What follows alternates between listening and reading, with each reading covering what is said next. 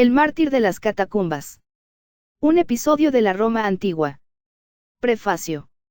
Hace muchos años que fue publicada una historia anónima titulada El mártir de las catacumbas, un episodio de la Roma antigua.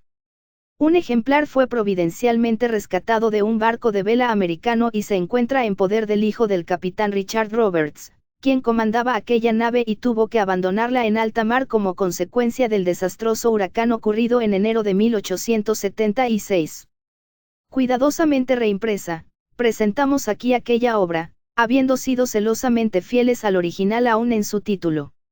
Sacamos a la luz esta edición, animados de la viva esperanza de que el Señor la haya de emplear para hacerles ver a los fieles que reflexionan, como también a los descuidados y desprevenidos y a sus descendientes en estos últimos días malos, este palpitante cuadro de cómo sufrieron los santos de los primeros tiempos por su fe en nuestro Señor Jesucristo, bajo una de las persecuciones más crueles de la Roma pagana, y que en un futuro no lejano se pueden repetir con la misma intensidad de la ira satánica, mediante el mismo imperio romano de inminente renacimiento. Ojalá pueda despertar nuestra conciencia al hecho de que, si el Señor tarda en su venida, hemos de vernos en el imperativo de sufrir por el que voluntariamente tanto sufrió por nosotros. La Biblia ya no ocupa el legítimo lugar que le corresponde en nuestros colegios y universidades, la oración familiar es un hábito perdido, nuestro Señor Jesucristo, el unigénito y bien amado Hijo del Dios viviente, es desacreditado y deshonrado precisamente en casa de aquellos que profesan ser sus amigos, el testimonio en corporación ha desaparecido de la tierra, no se obedece el llamado a la odisea al arrepentimiento, y es así que la promesa del Señor de la comunión con Él está librada solo al individuo. Y aún a nosotros en estos días puede alcanzarnos la promesa, a Esmirna, sé fiel hasta la muerte y yo te daré la corona de la vida. La sangre de los mártires de Rusia y Alemania clama desde la tierra, cual admonición a los cristianos de todos los países. Pero aún podemos arrancar de nuestras almas el clamor anhelante, ven, Señor Jesús, ven pronto. Hartsdale, N. y Richard L. Roberts. 1. El Coliseo. Cruel carnicería para diversión de los romanos. Era uno de los grandes días de fiesta en Roma. De todos los extremos del país las gentes convergían hacia un destino común. Recorrían el Monte Capitolino, el Foro, el Templo de la Paz, el Arco de Tito y el Palacio Imperial en su desfile interminable hasta llegar al Coliseo, en el que penetraban por las innumerables puertas, desapareciendo en el interior. Allí se encontraban frente a un escenario maravilloso, en la parte inferior la arena interminable se desplegaba rodeada por incontables hileras de asientos que se elevaban hasta el tope de la pared exterior que bordeaba los 40 metros. Aquella enorme extensión se hallaba totalmente cubierta por seres humanos de todas las edades y clases sociales. Una reunión tan vasta, concentrada de tal modo, en la que solo se podían distinguir largas filas de rostros fieros, que se iban extendiendo sucesivamente, constituía un formidable espectáculo que en ninguna parte del mundo ha podido igualarse, y que había sido ideado, sobre todo, para aterrorizar e infundir sumisión en el alma del espectador. Más de 100.000 almas se habían reunido aquí, animadas de un sentimiento común, e incitadas por una sola pasión. Pues lo que les había atraído a este lugar era una ardiente sed de sangre de sus semejantes. Jamás se hallará un comentario más triste de esta alardeada civilización de la antigua Roma, que este macabro espectáculo creado por ella. Allí se hallaban presentes guerreros que habían combatido en lejanos campos de batalla, y que estaban bien enterados de lo que constituían actos de valor, sin embargo, no sentían la menor indignación ante las escenas de cobarde opresión que se desplegaban ante sus ojos. Nobles de antiguas familias se hallaban presentes allí, pero no tenían ojos para ver en estas exhibiciones crueles y brutales el estigma sobre el honor de su patria. A su vez los filósofos, los poetas, los sacerdotes, los gobernadores, los encumbrados, como también los humildes de la tierra, atestaban los asientos, pero los aplausos de los patricios eran tan sonoros y ávidos como los de los plebeyos. ¿Qué esperanza había para Roma cuando los corazones de sus hijos se hallaban íntegramente dados a la crueldad y a la opresión más brutal que se puede imaginar? El sillón levantado sobre un lugar prominente del enorme anfiteatro se hallaba ocupado por el emperador Decio, a quien rodeaban los principales de los romanos. Entre estos se podía contar un grupo de la Guardia Pretoriana, que criticaban los diferentes actos de la escena que se desenvolvía en su presencia con aire de expertos. Sus carcajadas estridentes, su alborozo y su espléndida vestimenta los hacían objeto de especial atención de parte de sus vecinos. Ya se habían presentado varios espectáculos preliminares, y era hora de que empezaran los combates. Se presentaron varios combates mano a mano, la mayoría de los cuales tuvo resultados fatales, despertando diferentes grados de interés, según el valor y habilidad que derrochaban los combatientes. Todo ello lograba el efecto de aguzar el apetito de los espectadores, aumentando su vehemencia, llenándoles del más ávido deseo por los eventos aún más emocionantes que habían de seguir. Un hombre en particular había despertado la admiración y el frenético aplauso de la multitud. Se trataba de un africano de Mauritania, cuya complexión fortaleza eran de gigante. Pero su habilidad igualaba a su fortaleza. Sabía blandir su corta espada con destreza maravillosa, y cada uno de los contrincantes que hasta el momento había tenido yacía muerto. Llegó el momento en que había de medirse con un gladiador de Batavia, hombre al cual solamente él le igualaba en fuerza y en estatura. Pero lo separaba un contraste sumamente notable. El africano era tostado, de cabello relumbrante y rizado y ojos chispeantes, el de Batavia era de tez ligera, de cabello rubio y de ojos vivísimos de color gris. Era difícil decir cuál de ellos llevaba ventaja, tan acertado había sido el cotejo en todo sentido. Pero, como el primero había ya estado luchando por algún tiempo, se pensaba que él tenía esto como una desventaja. Llegó, pues, el momento en que se trabó la contienda con gran vehemencia y actividad de ambas partes. El de Batavia asestó tremendos golpes a su contrincante, que fueron parados gracias a la viva destreza de este. El africano era ágil y estaba furioso, pero nada podía hacer contra la fría y sagaz defensa de su vigilante adversario. Finalmente, a una señal dada, se suspendió el combate, y los gladiadores fueron retirados, pero de ninguna manera ante la admiración o conmiseración de los espectadores, sino simplemente por el sutil entendimiento de que era el mejor modo de agradar al público romano. Todos entendían, naturalmente, que los gladiadores volverían. Llegó ahora el momento en que un gran número de hombres fue conducido a la arena. Estos todavía estaban armados de espadas cortas. No bien pasó un momento, cuando ya ellos habían empezado el ataque. No era un conflicto de dos bandos opuestos, sino una contienda general, en la cual cada uno atacaba a su vecino. Tales escenas llegaban a ser las más sangrientas, y por lo tanto las que más emocionaban a los espectadores. Un conflicto de este tipo siempre destruiría el mayor número en el menor tiempo. La arena presentaba el escenario de confusión más horrible.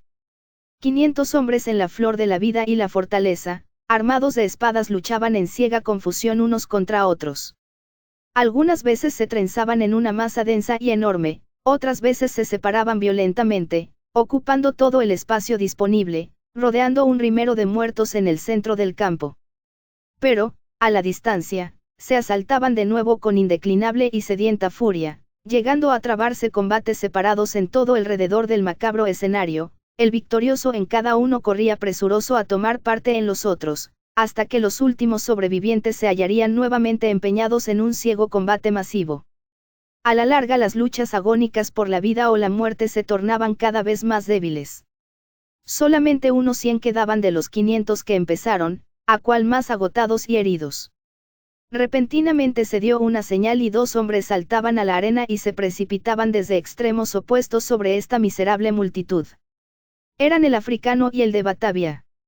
Ya frescos después del reposo, caían sobre los infelices sobrevivientes que ya no tenían ni el espíritu para combinarse, ni la fuerza para resistir. Todo se reducía a una carnicería. Estos gigantes mataban a diestra y siniestra sin misericordia, hasta que nadie más que ellos quedaba de pie en el campo de la muerte y oían el estruendo del aplauso de la muchedumbre.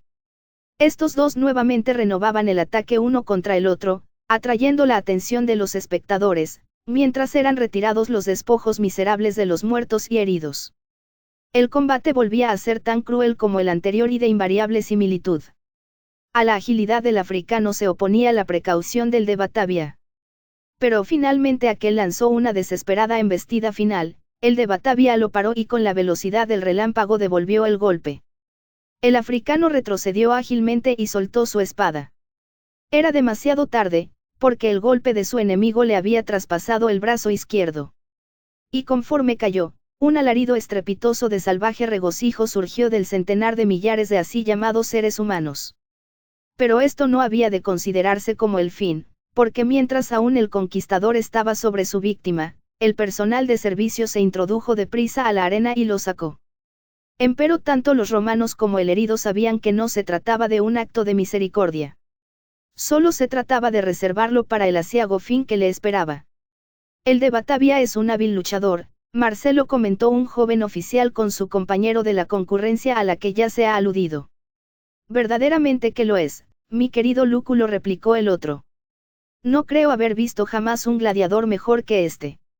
En verdad los dos que se han batido eran mucho mejores de lo común. Allá adentro tienen un hombre que es mucho mejor que estos dos. Ah. ¿Quién es él? El gran gladiador Macer. Se me ocurre que él es el mejor que jamás he visto. Algo he oído respecto a él. ¿Crees que lo sacarán esta tarde? Entiendo que sí. Esta breve conversación fue bruscamente interrumpida por un tremendo rugido que surcó los aires procedentes del vivario, o sea el lugar en donde se tenían encerradas las fieras salvajes. Fue uno de aquellos rugidos feroces y terroríficos que solían lanzar las más salvajes de las fieras cuando habían llegado al colmo del hambre, que coincidía con el mismo grado de furor. No tardaron en abrirse los enrejados de hierro manejados por hombres desde arriba, apareciendo el primer tigre al acecho en la arena. Era una fiera del África, desde donde había sido traída no muchos días antes. Durante 3 días no había probado alimento alguno, y así el hambre juntamente con el prolongado encierro había aguzado su furor a tal extremo que solamente el contemplarlo aterrorizaba. Azotándose con la cola recorría la arena mirando hacia arriba, con sanguinarios ojos, a los espectadores. Pero la atención de estos no tardó en desviarse hacia un objeto distinto.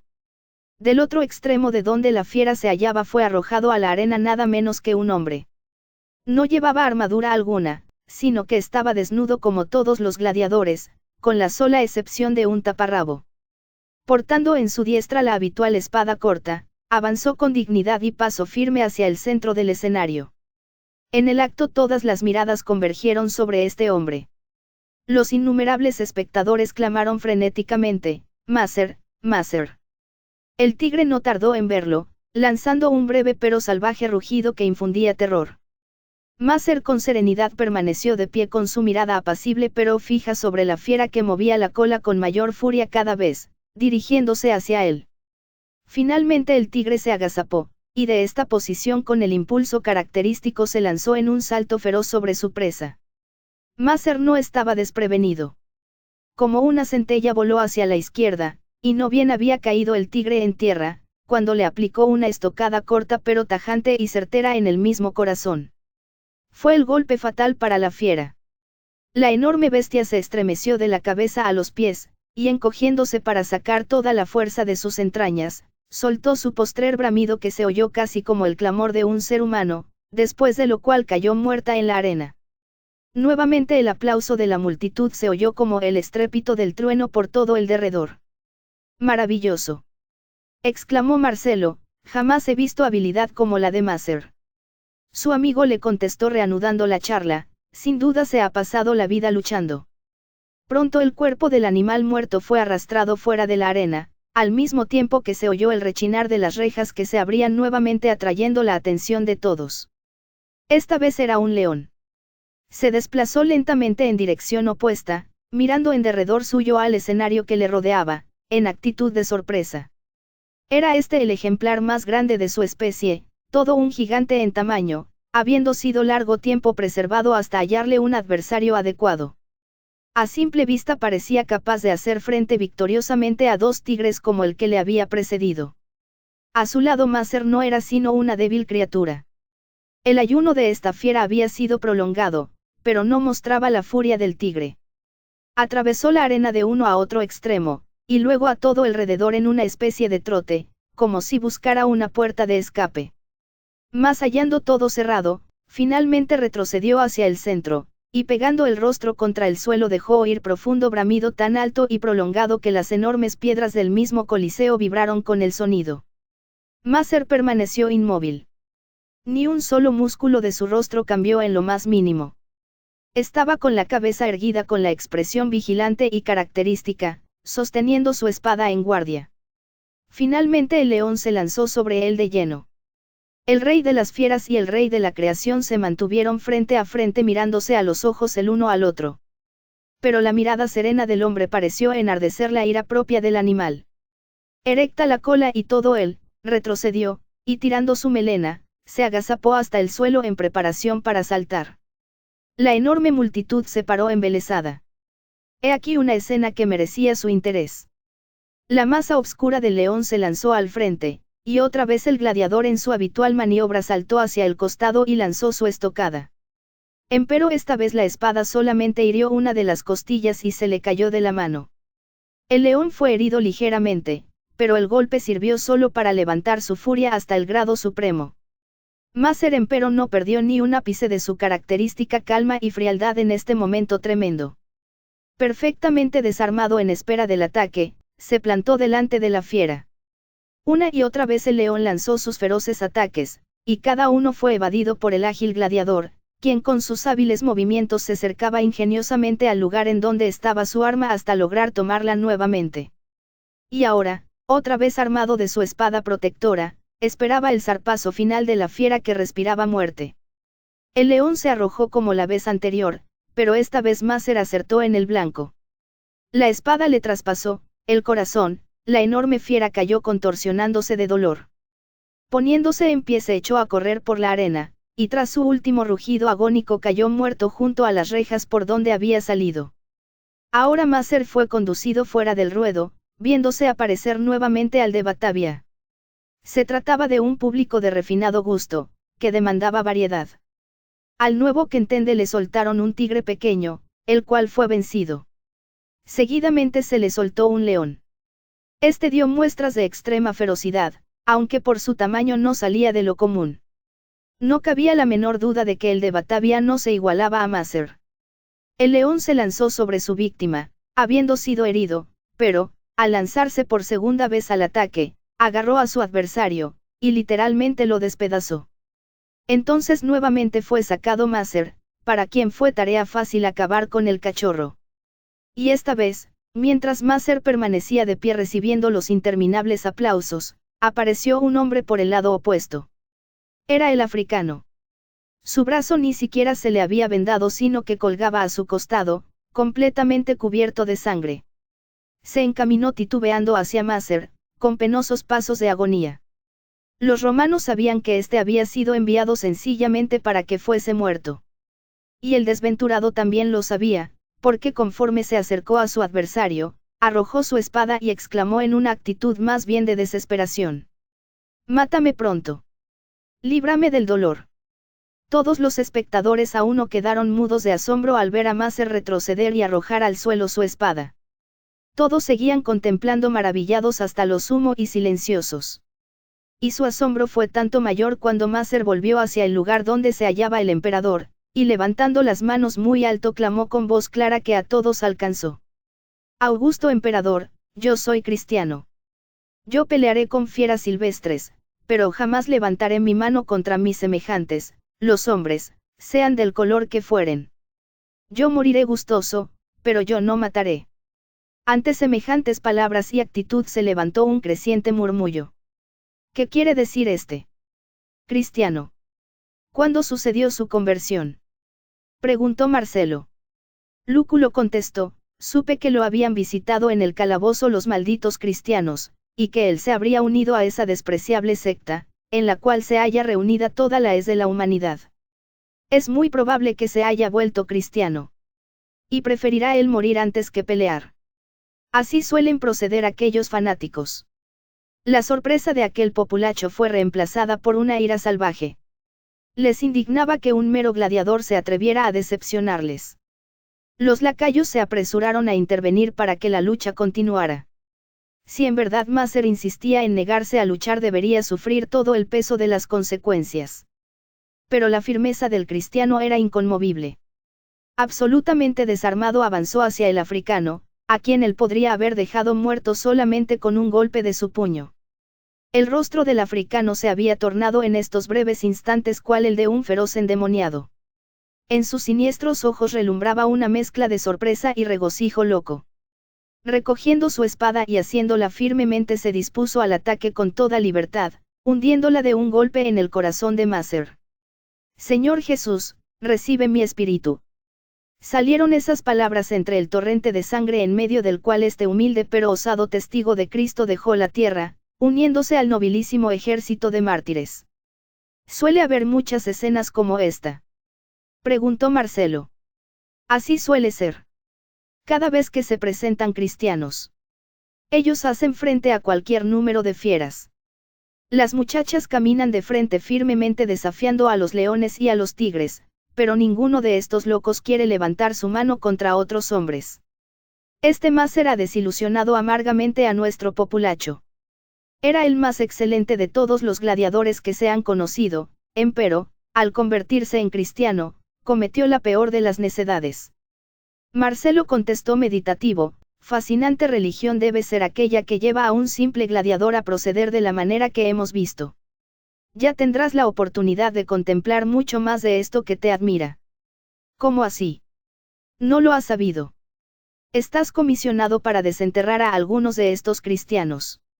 Se han introducido en las catacumbas y hay que perseguirlos. Cualquiera pensaría que ya tienen suficiente. Solamente esta mañana quemaron 50 de ellos. Y la semana pasada degollaron 100. Pero eso no es nada. La ciudad íntegra se ha convertido en todo un enjambre de ellos. Pero el emperador Decio ha resuelto restaurar en toda su plenitud la antigua religión de los romanos. Desde que estos cristianos han aparecido, el imperio va en vertiginosa declinación. En vista de eso, él se ha propuesto a aniquilarlos por completo.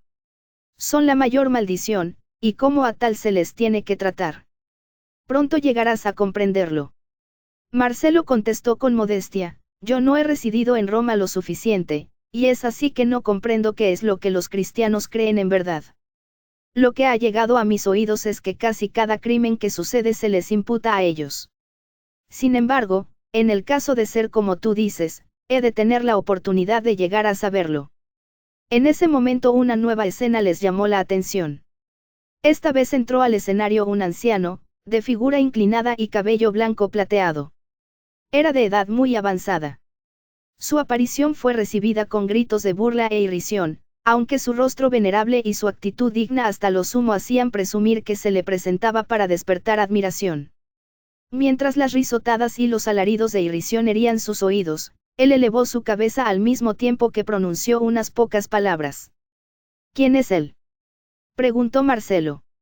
Ese es Alejandro, un maestro de la abominable secta de los cristianos. Es tan obstinado que se niega a retractarse. Silencio. Escucha lo que está hablando. Romanos, dijo el anciano, yo soy cristiano. Mi Dios murió por mí, y yo gozoso ofrezco mi vida por él. Esta persecución por el emperador Decio fue desde el año 249 al 251 después de Cristo, o sea que duró como 2 años y medio. Decio murió en batalla con los godos más o menos a fines de 251 después de Cristo. Un bronco estallido de gritos e imprecaciones salvajes ahogaron su voz. Y antes que aquello hubiera concluido, 3 panteras aparecieron saltando hacia él. El anciano cruzó los brazos, y elevando sus miradas al cielo, se le veía mover los labios como musitando sus oraciones. Las salvajes fieras cayeron sobre él mientras oraba de pie, y en cuestión de segundos lo habían destrozado. Seguidamente dejaron entrar otras fieras salvajes. Empezaron a saltar alrededor del ruedo intentando saltar contra las barreras. En su furor se trenzaron en horrenda pelea unas contra otras. Era una escena espantosa. En medio de la misma fue arrojada una banda de indefensos prisioneros, empujados con rudeza. Se trataba principalmente de muchachas, que de este modo eran ofrecidas a la apasionada turba romana sedienta de sangre. Escenas como esta habrían conmovido el corazón de cualquiera en quien las últimas trazas de sentimientos humanos no hubiesen sido anuladas. Pero la compasión no tenía lugar en Roma. Encogidas temerosas las infelices criaturas, mostraban la humana debilidad natural al enfrentarse con muerte tan terrible, pero de un momento a otro, Algo como una chispa misteriosa de fe las poseía y las hacía superar todo temor. Al darse cuenta las fieras de la presencia de sus presas, empezaron a acercarse. Estas muchachas, juntando las manos, pusieron los ojos en los cielos, y elevaron un canto solemne e imponente, que se elevó con claridad y bellísima dulzura hacia las mansiones celestiales. Al que nos amó. Al que nos ha lavado de nuestros pecados en su propia sangre. Al que nos ha hecho reyes y sacerdotes, para nuestro Dios y Padre. A Él sea gloria y dominio por los siglos de los siglos. Aleluya. Amén. Una por una fueron silenciadas las voces, ahogadas con su propia sangre, agonía y muerte, uno por uno los clamores y contorsiones de angustia se confundían con exclamaciones de alabanza, y estos bellos espíritus juveniles, tan heroicos ante el sufrimiento y fieles hasta la muerte, llevaron su canto hasta unirlo con los salmos de los redimidos en las alturas. Asterisco asterisco asterisco. 2. El campamento pretoriano.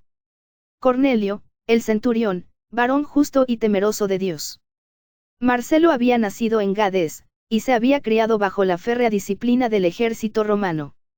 Había estado en destacamentos en África, en Siria y Bretaña, y en todas partes se había distinguido, no solamente por su valor en el campo de batalla sino también por su sagaz habilidad administrativa, razones estas por las cuales se había hecho merecedor de honores y ascensos. A su llegada a Roma, a donde había venido portando importantes mensajes, había agradado al emperador de tal manera que le había destinado a un puesto honorable entre los pretorianos. Lúculo, por el contrario, jamás había salido de las fronteras de Italia, apenas quizá de la ciudad. Pertenecía a una de las más antiguas y nobles familias romanas, y era, naturalmente, heredero de abundantes riquezas, con la correspondiente influencia que a estas acompaña. Había sido cautivado por el osado y franco carácter de Marcelo, siendo así que los dos jóvenes se convirtieron en firmes amigos. El conocimiento minucioso que de la capital poseía Lúculo, le deparaba la facilidad de servir a su amigo, y las escenas descritas en el capítulo precedente fueron en una de las primeras visitas que Marcelo hacía al renombrado Coliseo. El campamento pretoriano estaba situado junto a la muralla de la ciudad, a la cual se hallaba unido por otra muralla que lo circundaba. Los soldados vivían en cuartos a modo de celdas perforadas en la misma pared. Era un cuerpo integrado por numerosos hombres cuidadosamente seleccionados, y su posición en la capital les concedió tal poder e influencia que por muchas edades mantuvieron el control del gobierno de la capital. Un puesto de mando entre los pretorianos significaba un camino seguro hacia la fortuna, y Marcelo reunía todas las condiciones para que se le augurara un futuro pletórico de perspectivas y todos los honores que el favor del emperador podía depararle. En la mañana del día siguiente, Lúculo ingresó a su cuarto, y después de haber cambiado los saludos usuales y de confianza, empezó a hablar respecto a la lucha que habían presenciado. Marcelo dijo, tales escenas no son de las que en verdad me agradan. Son actos de crasa cobardía. A cualquiera le puede complacer el ver a dos hombres bien entrenados trabarse en pareja lucha limpiamente, pero aquellas carnicerías que se ven en el Coliseo son detestables. ¿Por qué había de matarse a Macer? Él era uno de los más valientes de los hombres, y yo tributo todo mi homenaje a su valentía inimitable. ¿Y por qué se ha de arrojar a las fieras salvajes a aquellos ancianos y niños?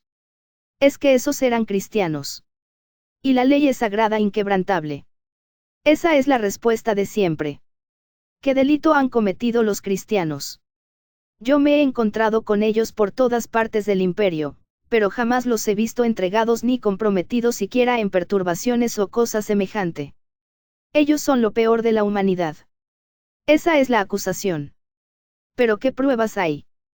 Pruebas. ¿Qué necesidad tenemos de pruebas, si se sabe hasta la saciedad lo que son y hacen? Conspiran en secreto contra las leyes y la religión de nuestro Estado. Y tanta es la magnitud de su odio contra las instituciones que ellos prefieren morir antes que ofrecer sacrificio. No reconocen rey ni monarca alguno en la tierra, sino a aquel judío crucificado que ellos insisten en que vive actualmente. Y tanta es su malevolencia hacia nosotros que llegan a afirmar que hemos de ser torturados toda nuestra vida futura en los infiernos. Todo eso puede ser verdad. De eso no entiendo nada. Respecto a ellos yo no conozco nada. La ciudad la tenemos atestada de ellos, el imperio ha sido invadido. Y ten presente esto que te digo. La declinación de nuestro amado imperio que vemos y lamentamos por todas partes, el que se hayan difundido, la debilidad y la insubordinación, la contracción de nuestras fronteras, todo esto aumenta conforme aumentan los cristianos. ¿A quién más se deben todos estos males, si no es a ellos? ¿Cómo así han llegado ellos a originar todo esto? Por medio de sus enseñanzas y sus prácticas detestables. Ellos enseñan que el pelear es malo, que los soldados son los más viles de los hombres, que nuestra gloriosa religión bajo la cual hemos prosperado es una maldición, y que nuestros dioses inmortales no son sino demonios malditos. Según sus doctrinas, ellos tienen como objetivo derribar nuestra moralidad. En sus prácticas privadas ellos realizan los más tenebrosos e inmundos de los crímenes. Ellos siempre mantienen entre sí el más impenetrable secreto, pero a veces hemos llegado a escuchar sus perniciosos discursos y sus impúdicos cantos. A la verdad que, de ser todo esto así, es algo sumamente grave y merecen el más severo castigo. Pero, de acuerdo a tu propia declaración, ellos mantienen el secreto entre ellos, y por consiguiente se sabe muy poco de ellos. Dime, aquellos hombres que sufrieron el martirio ayer, tenían apariencia de todo esto. Aquel anciano, tenía algo que demostrara que había pasado su vida entre escenas de vicio. ¿Eran acaso impúdicos los cantos que elevaron esas bellísimas muchachas mientras esperaban ser devoradas por los leones? Al que nos amó. Al que nos ha lavado de nuestros pecados con su sangre. Y Marcelo cantó en voz baja y suave las palabras que él había oído.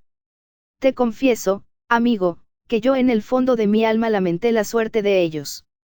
A lo que Marcelo añadió, y yo, habría llorado si no hubiera sido soldado romano. Detente un momento y reflexiona. Tú me dices cosas respecto a los cristianos que al mismo tiempo confiesas que solamente las sabes de oídos, de labios de aquellos que también ignoran lo que dicen. Te atreves a afirmar que son infames y viles, el desecho de la tierra. Yo personalmente los contemplo cuando afrontan la muerte, que es la que prueba las cualidades más elevadas del alma. Le hacen frente con toda nobleza, al extremo de morir alegremente. Roma en toda su historia no puede exhibir un solo ejemplo de escena de mayor devoción que la que presenciamos ayer. Tú dices que ellos detestan a los soldados, pero son sobremanera valientes, me dices que son traidores, sin embargo ellos no resisten a la ley, haces declaraciones de que ellos son impuros, empero, si se puede decir que exista pureza en toda la tierra, corresponde a las bellísimas doncellas que murieron ayer. Te entusiasmas excesivamente por aquellos parias. No es mero entusiasmo, Lúculo. Yo deseo saber la verdad. Toda mi vida he oído estas referencias. Pero ante lo que vi ayer juntamente contigo, por primera vez he llegado a sospechar de su veracidad. Y ahora te pregunto a ti con todo mi afán, y descubro que tu conocimiento no se funda en nada. Y hoy yo bien recuerdo que estos cristianos por todo el mundo son personas pacíficas y honradas a toda prueba. Jamás toman parte en levantamientos o perturbaciones, y estoy convencido que ninguno de estos crímenes que se les imputan podrá probarse contra ellos. Porque, entonces, se les mata. Sin embargo, el emperador tiene que tener buenas razones para haberlo dispuesto así. Bien puede él haber sido instigado por consejeros ignorantes o maliciosos. Tengo entendido que es una resolución tomada por él mismo. El número de los que han sido entregados a la muerte de esa manera y por el mismo motivo es enorme. Oh, sí, son algunos millares. Quedan muchos más, pero es que no se les puede capturar. Y precisamente eso me recuerda la razón de mi presencia acá. Te traigo la comisión imperial. Lúculo extrajo de los dobleces de su capa militar un rollo de pergamino, el cual entregó a Marcelo. Este último examinó con avidez su contenido. Se le ascendía a un grado mayor, al mismo tiempo que se le comisionaba para buscar, perseguir y detener a los cristianos en donde fuera que se hallasen ocultos, haciéndose mención en particular de las catacumbas. Marcelo leyó con el ceño fruncido y luego puso el rollo a un lado. No pareces estar muy contento. Te confieso que la tarea es desagradable. Soy un soldado y no me gusta eso de andar a la caza de viejos débiles y niños para los verdugos. Sin embargo, como soldado debo obedecer. Dime algo acerca de esas catacumbas. Las catacumbas. Es un distrito subterráneo que hay debajo de la ciudad, y cuyos límites nadie conoce. Los cristianos huyen a las catacumbas cada vez que se hallan en peligro, también están ya habituados a enterrar a sus muertos allí. Una vez que logran penetrar allí, se pueden considerar fuera del alcance de los poderes del Estado. ¿Quién hizo las catacumbas? Nadie sabe con exactitud. El hecho es que han existido allí por muchos siglos. Yo creo que fueron excavadas con el objeto de extraer arena para edificaciones. Pues en la actualidad todo nuestro cemento proviene de allí, y podrás ver innumerables obreros trayendo el cemento a la ciudad por todos los caminos. En la actualidad tienen que ir hasta una gran distancia, porque con el transcurso de los años han excavado tanto debajo de la ciudad que la han dejado sin fundamento. ¿Existe alguna entrada regular? Hay entradas innumerables. Precisamente esa es la dificultad. Pues si hubiera solamente unas pocas, entonces podríamos capturar a los fugitivos. Pero así no podemos distinguir de qué dirección hemos de avanzar contra ellos. ¿Hay algún distrito del cual se sospecha? Sí. Siguiendo por la vía Apia, como a 2 millas, cerca a la tumba de Cecilia Metella, la gran torre redonda que conoces, allí se han encontrado muchos cadáveres. Hay conjeturas que esos son cuerpos de los cristianos que han sido rescatados del anfiteatro y llevados allá para darles sepultura. Al acercarse los guardias, los cristianos han dejado los cadáveres y han huido. Pero, después de todo, eso no ayuda en nada, porque después que uno penetra a las catacumbas, no puede considerar que está más cerca del objetivo que antes. No hay ser humano que pueda penetrar a aquel laberinto sin el auxilio de aquellos que viven allí mismo. ¿Quiénes viven allí? Los excavadores, que aún se dedican a cavar la sierra en busca de arena para las construcciones. Casi todos ellos son cristianos, y siempre están ocupados a cavar tumbas para los cristianos que mueren. Esos hombres han vivido allí toda la vida, y no solamente puede decir que están familiarizados con todos aquellos pasajes, sino que tienen una especie de instinto que les guía. Has entrado algunas veces a las catacumbas, ¿verdad? Una vez, hace mucho tiempo, cuando un excavador me acompañó. Pero solo permanecí allí un corto tiempo. Me dio la impresión de ser el lugar más terrible que hay en el mundo. Yo he oído hablar de las catacumbas, pero en realidad no sabía nada respecto a ellas. Es extraño que sean tan poco conocidas. ¿No podrían esos excavadores comprometerse a guiar a los guardias por todo ese laberinto? No, ellos no entregarían a los cristianos. Pero, se ha intentado hacerlo. Oh, sí. Algunos obedecen y guían a los oficiales de la justicia a través de la red de pasajes, hasta que llega un momento en que casi pierden el sentido. Las antorchas casi se extinguen, llegando ellos a aterrorizarse. Y entonces piden que se regrese. El excavador expresa que los cristianos deben haber huido, y así regresa al oficial al punto de partida o ingreso. Y ninguno tiene la suficiente resolución de seguir hasta llegar a encontrar a los cristianos. Si insisten en continuar la búsqueda, los excavadores les guían hasta cuando quieran. Pero lo hacen por los incontables pasajes que interceptan algunos distritos particulares. Y no se ha encontrado uno solo que entregue a los fugitivos. Sí, algunas veces. Pero, ¿de qué sirve? A la primera señal de alarma todos los cristianos desaparecen por los conductos laterales que se abren por todas partes. Mis perspectivas de éxito parecen muy pocas. Podrán ser muy pocas, pero mucha esperanza se tiene cifrada en tu osadía y sagacidad. Pues si llegas a tener éxito en esta empresa que se te comisiona, habrás asegurado tu fortuna. Y ahora, buena suerte. Te he dicho todo lo que yo conozco. No tendrás dificultad en aprender mucho más de cualquiera de los excavadores. Eso decía Lúculo al mismo tiempo que se marchaba. Marcelo hundió su rostro entre las manos, y se sumió en profundos pensamientos. Empero, en medio de su meditación le perseguía, como envolviéndole, la otra cada vez más penetrante de aquella gloriosa melodía que evidenciaba el triunfo sobre la muerte, al que nos amó. Al que nos ha lavado de nuestros pecados. Asterisco asterisco asterisco. 3. La vía Apia. Sepulcros en despliegue de melancolía. guardan de los poderosos las cenizas que duermen en la Vía Apia. Marcelo se entregó de lleno y sin perder un momento a cumplir la comisión a que se le había destinado. El día siguiente se dedicó a la investigación. Como se trataba de una correría de mera indagación, no se hizo acompañar por soldado alguno. Partiendo del cuartel de los pretorianos, tomó la Vía Apia hacia las afueras de la ciudad. Una sucesión de tumbas se alineaba a ambos costados de esta vía famosa, cuya magnífica conservación corría a cargo de las cuidadosas familias a quienes pertenecían. A cierta distancia del camino quedaban las casas y las villas, tan igualmente apiñadas como en el centro de la ciudad.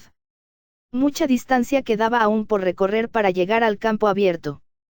Finalmente llegó el caminante a la enorme torre redonda, que se levanta a unas 2 millas de la puerta. Construida de enormes bloques de travertino, había sido ornamentada con la más imponente belleza y sencillez al mismo tiempo. El estilo austero de tan sólida construcción le imprimía un aire de firme desafío contra los embates del tiempo. A esta altura Marcelo se detuvo para contemplar lo que había recorrido. Roma tenía la virtud de ofrecer una vista nueva y a cual más interesante a aquel observador que recién la conocía. Lo más notorio aquí era la interminable fila de tumbas. Hasta este punto de reposo inevitable habían llegado en su marcha triunfal las grandes, los nobles y los valientes de los tiempos pasados, cuyos epitafios competían en hacer públicos sus honores terrenales, en contraste con la incertidumbre de sus perspectivas en el ignoto de una vida, por ventura, sin fin. Las artes al servicio de la riqueza habían erigido estos pomposos monumentos, y el afecto piadoso de los siglos los había preservado hasta el momento. Precisamente frente a él tenía el mausoleo sublime de Cecilia Metella. Más allá estaban las tumbas de Catelino y los Servili. Aún más allá se encontró su mirada con el lugar de reposo de Escipión, cuya clásica arquitectura clasificaba su contenido con el polvo de sus heroicos moradores. A su mente acudieron las palabras de Cicerón: cuando salís por la puerta Capena, y veis las tumbas de Catelino, de los Escipiones, de los Servili, y de los Egeria, os atrevéis a pensar que los que allí sepultos reposan son infelices. Allí estaba el arco de Druso limitando el ancho de la vía. En uno de los lados estaba la gruta histórica de Egeria, y a corta distancia el lugar elegido una vez por Aníbal para lanzar su jabalina contra las murallas de Roma. Las interminables hileras de tumbas seguían hasta que a la distancia terminaban en la monumental pirámide de Gayo Sestio, ofreciendo todo este conjunto el más grande escenario de magnificencia sepulcral que se podía encontrar en toda la tierra.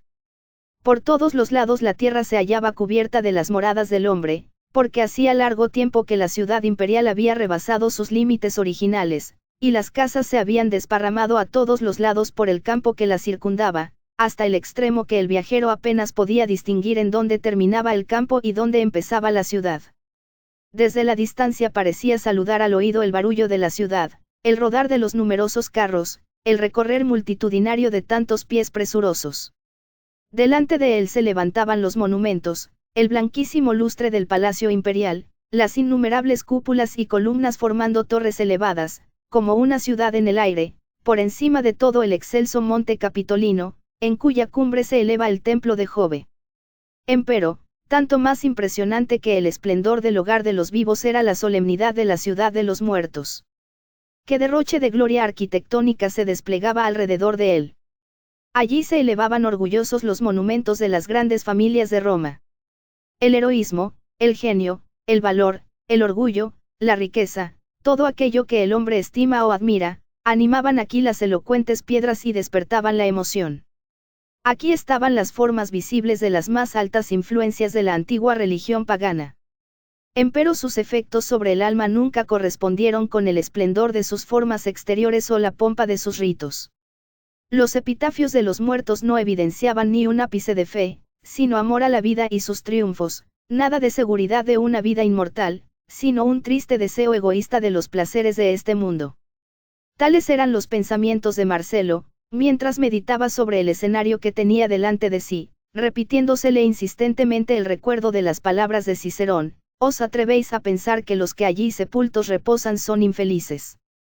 Siguió pensando ahora: estos cristianos, en cuya búsqueda me encuentro, parecen haber aprendido más lo que yo puedo descubrir en nuestra filosofía. Ellos, parecen no solamente haber conquistado el temor a la muerte, sino que han aprendido a morir gozosos. ¿Qué poder secreto tienen ellos que llega a inspirar aún a los más jóvenes y a los más débiles de ellos?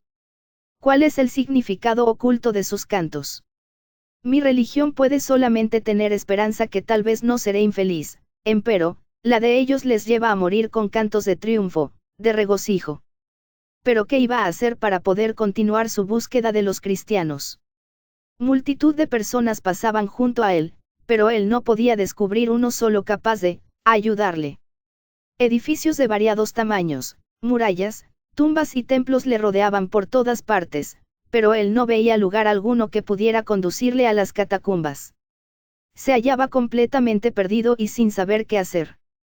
Entró por una calle caminando lentamente, tratando de hacer un escrutinio cuidadoso de cada persona quien encontraba, y examinando minuciosamente cada edificio. Con todo, no obtuvo el menor resultado, salvo el haber descubierto que la apariencia exterior de cuanto le rodeaba no mostraba señales que se relacionasen con moradas subterráneas. El día pasó, y empezó a hacerse tarde, pero Marcelo recordó que le habían dicho que había muchas entradas a las catacumbas, y fue así que continuó su búsqueda, esperando hallar un derrotero antes de la caída del día. Al fin fue compensada su búsqueda. Había caminado en todas direcciones, a veces recorriendo sus propias pisadas y volviendo de nuevo al mismo punto de partida para reorientarse. Las sombras crepusculares se acercaban y el sol se aproximaba a su ocaso. En esas circunstancias su ojo aba y se fue atraído hacia un hombre que en dirección opuesta caminaba seguido de un pequeñuelo. La vestimenta del hombre era de burda confección y además manchada de arena, barro y arcilla. Su aspecto enjuto y pálido rostro evidenciaban que era alguien que había estado largo tiempo en prisiones, y así toda su apariencia exterior atrajo la atenta mirada del joven soldado. Se acercó a aquel hombre, y no sin antes ponerle la mano sobre el hombro, le dijo: «Tú eres cavador. Ven conmigo». Al levantar el hombre la mirada, se dio con un rostro severo. Y la presencia del vestido del oficial le atemorizó. Al instante desapareció, y antes que Marcelo pudiera dar el primer paso en su persecución, había tomado un encaminamiento lateral y se había perdido de vista. Pero Marcelo cogió al muchacho. «Ven conmigo», le dijo. El pobre niño no pudo hacer más que mirarlo, pero con tal agonía y miedo que Marcelo fue conmovido. «Tenga misericordia de mí, le pido por mi madre. Si usted me detiene, ella morirá». El niño se echó así a sus pies, balbuciendo solamente aquello en forma entrecortada. «No te voy a hacer ningún daño, ven conmigo», y así lo condujo hacia el espacio abierto apartado del lugar por donde tanta gente estaba circulando. «Ahora que estamos solos», le dijo deteniéndose y mirándolo, «dime la verdad. ¿Quién eres tú?» «Me llamo Polio», dijo el niño. «¿Dónde vives?» «En Roma». «¿Qué estás haciendo aquí?» «Salí a hacer un mandado». «¿Quién era ese hombre?» «Un cavador». «¿Qué estabas haciendo tú con él?» «Él me estaba llevando un bulto». «¿Qué contenía el bulto?» «Provisiones». «¿A quién se lo llevabas?» «A una persona menesterosa por allá». «¿Dónde vive esa persona?» «Acá cerca, no más». «Ahora, muchacho, dime la verdad. ¿Sabes tú algo sobre las catacumbas?» «He oído hablar de ellas», dijo el niño tranquilamente. «¿Nunca estuviste dentro de ellas?» «Sí, he estado en algunas de ellas». «¿Conoces a alguien que vive allí?» «Sí, algunas personas. Los cavadores viven allí». «Tú te ibas a las catacumbas con él». «¿Qué voy a ir a hacer allí a esta hora?», dijo el niño inocentemente.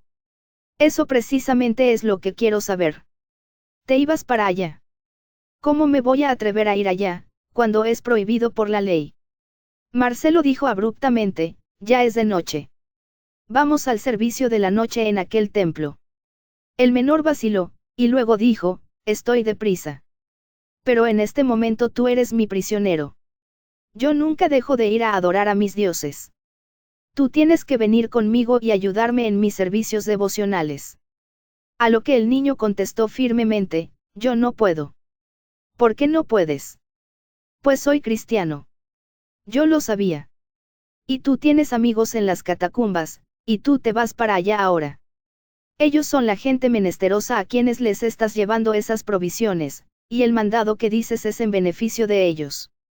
El niño inclinó la cabeza y guardó silencio. Quiero que tú me lleves ahora mismo a la entrada a las catacumbas.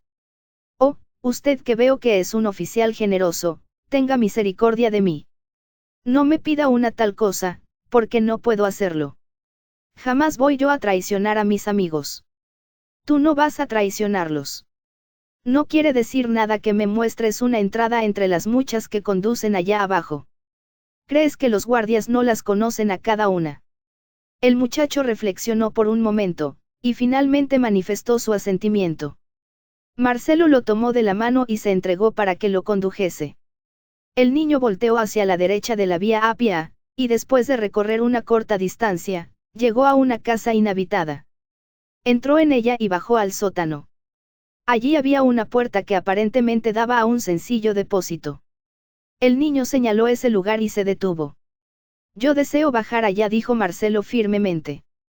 Seguro que usted no se atrevería a bajar allí solo. Dicen que los cristianos no cometen delitos.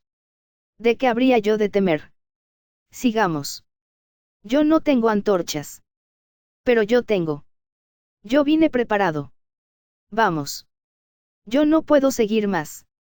¿Te niegas? El muchacho replicó, debo negarme. Mis amigos, mis parientes se hallan allá abajo. Antes que conducirle a usted, allá donde están ellos yo moriría 100 veces. Tú eres muy osado. Pero no sabes lo que es la muerte. Que yo no lo sé. ¿Qué cristiano hay que tema ir a la muerte? Yo he visto a muchos de mis amigos morir la agonía, y aún he ayudado a sepultarlos. Yo no le conduciré a usted allá. Lléveme a la prisión.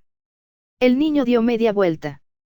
Pero si yo te llevo, ¿qué pensarán tus amigos? ¿Tienes madre? El niño inclinó la cabeza y se echó a llorar amargamente. La mención de aquel nombre querido le había vencido. Ya veo que tienes madre y que la amas. Llévame abajo y la volverás a ver. Yo jamás les traicionaré, ya le he dicho. Antes moriré. Haga conmigo lo que quiera usted. Si yo tuviera malas intenciones, ¿crees tú que bajaría sin hacerme acompañar por soldados? Dijo Marcelo. Pero ¿qué puede querer un soldado, o un pretoriano, con los perseguidos cristianos, sino destruirlos? Muchacho, yo no tengo malas intenciones. Si tú me guías abajo, te juro que no haré nada contra tus amigos. Cuando yo esté abajo, yo seré un prisionero, y ellos pueden hacer conmigo lo que quieran. ¿Me jura usted que no los traicionará? Yo juro por la vida de César, y por los dioses inmortales, dijo Marcelo solemnemente. Vamos, entonces, dijo el niño. No necesitamos antorchas. Sígame cuidadosamente. Y el menor penetró por la estrechísima abertura. Asterisco, asterisco, asterisco.